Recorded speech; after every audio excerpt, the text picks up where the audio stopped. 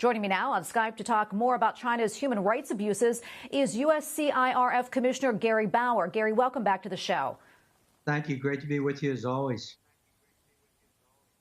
I know that you said the Chinese government is, quote, a regime that fears religion. What did you mean by that? And how do you think that carries over into its treatment of people of faith in China, especially religious minorities? Well, Tracy, the Chinese Communist Party has literally declared war on all religions. It's certainly the case with Christians, who they've been persecuting for over 70 years.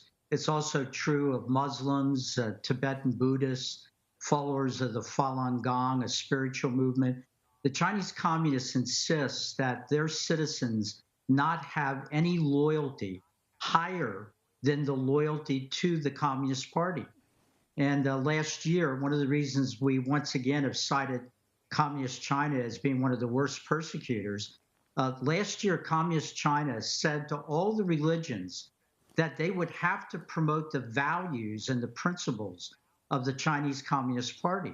Well, one of those principles is that there is no God. So how in the world could any Christian in China follow that order from the Chinese Communist Party, let alone the followers of any other religious faith? So this is a terrible situation in China, and it's something that should concern the entire world.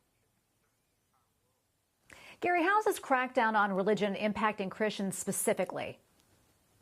Well, they literally have gone into the churches, they do this regularly, and ordered crosses to be taken down. Recently, they told all the churches that nothing physically can be higher in the church than the flag of the Chinese Communist government. So those, again, are outrageous things. But even beyond that, Christians are being told that any significant decision that they have to make in their churches must first be run by the Chinese Communist Party.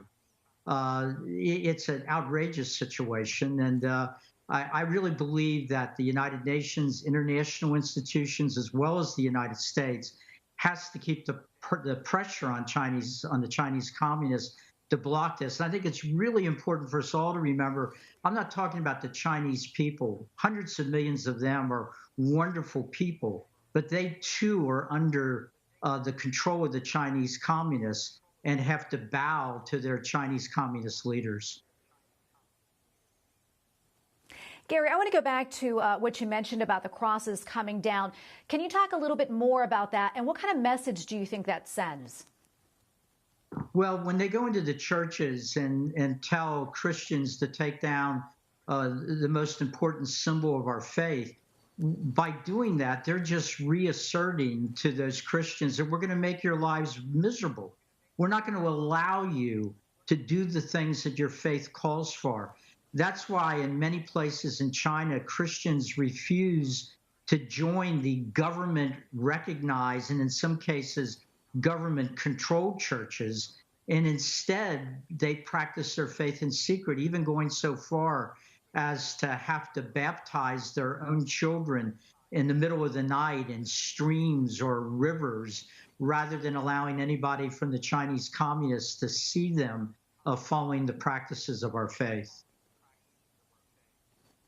Well, Gary, thank you so much for coming on and shedding more light on the subject. We really appreciate it. Gary Bauer, Commissioner with the U.S. Commission on International Religious Freedom. Thank you again, Gary. You're welcome.